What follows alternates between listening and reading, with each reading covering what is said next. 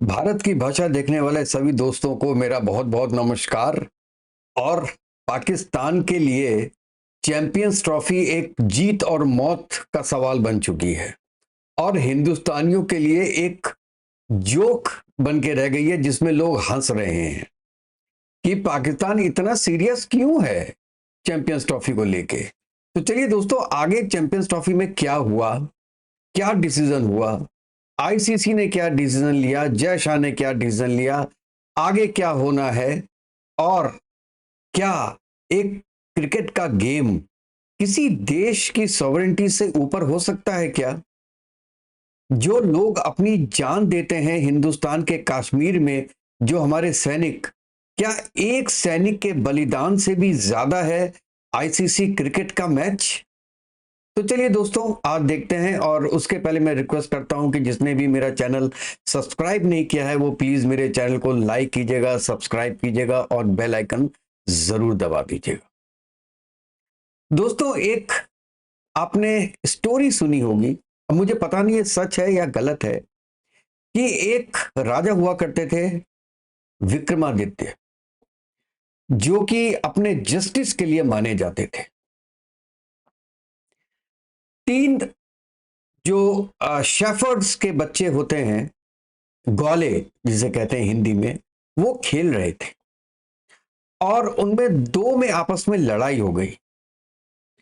तीसरा लड़का जो वहां से गुजर रहा था उसने कहा कि भाई तुम लोग आपस में क्यों लड़ रहे हो? तो उन्होंने बताया कि हमारा मतलब ये हम लोग की आपस की लड़ाई है, हम लड़ रहे हैं और कौन सही है कौन गलत है ये हमको समझ ही में नहीं आ रहा है।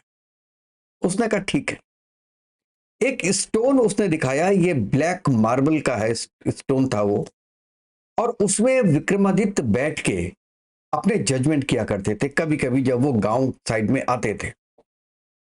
तो उसने उन दोनों बच्चों में से एक को कहा कि तुम उस चेयर पे बैठ जाओ, उस मार्बल पे बैठ जाओ, उस स्टोन पे बैठ जाओ और अपना डिसीजन दो कि तुम सही हो या दूसरा वाला सही।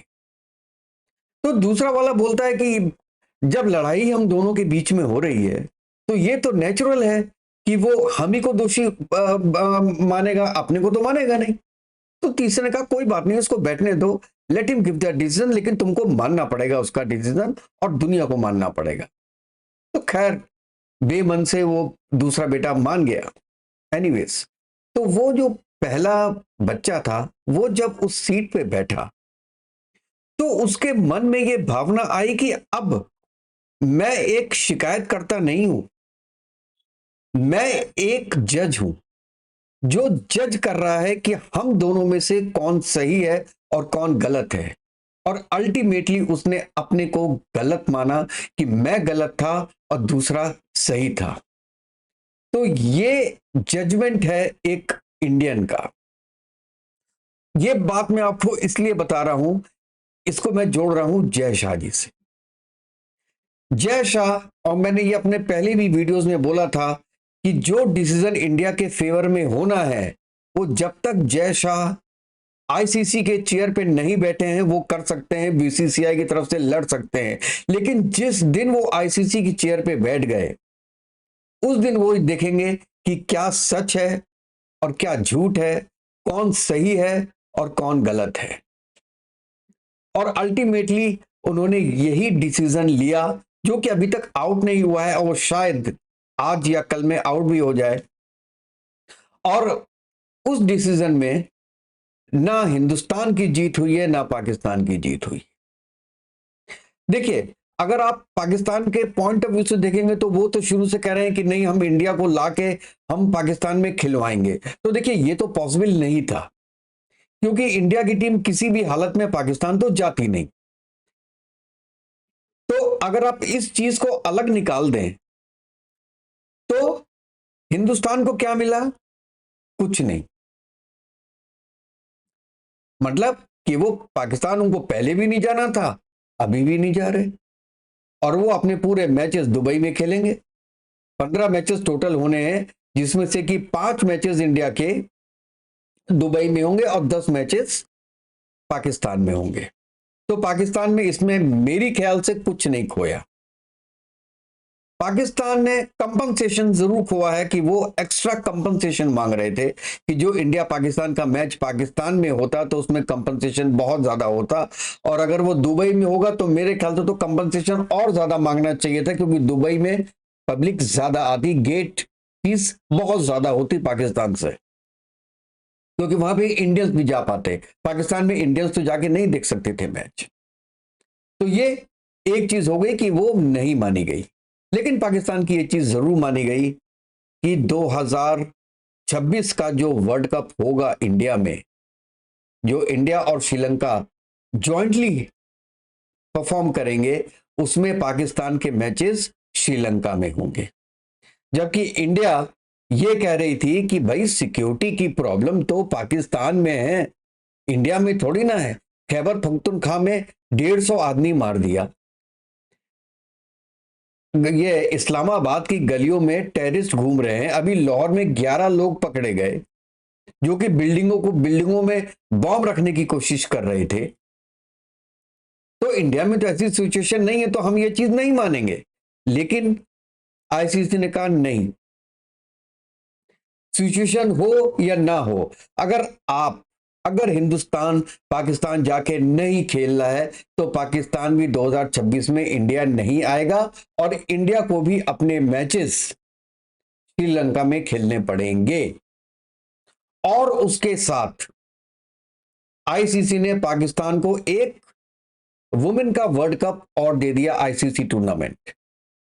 अब ये टूर्नामेंट अंडर 19 है, अंडर 25 है, या ये फुल फ्लेजेड है, T20 है, या वनडे है, ये हमको अभी तक पता नहीं है।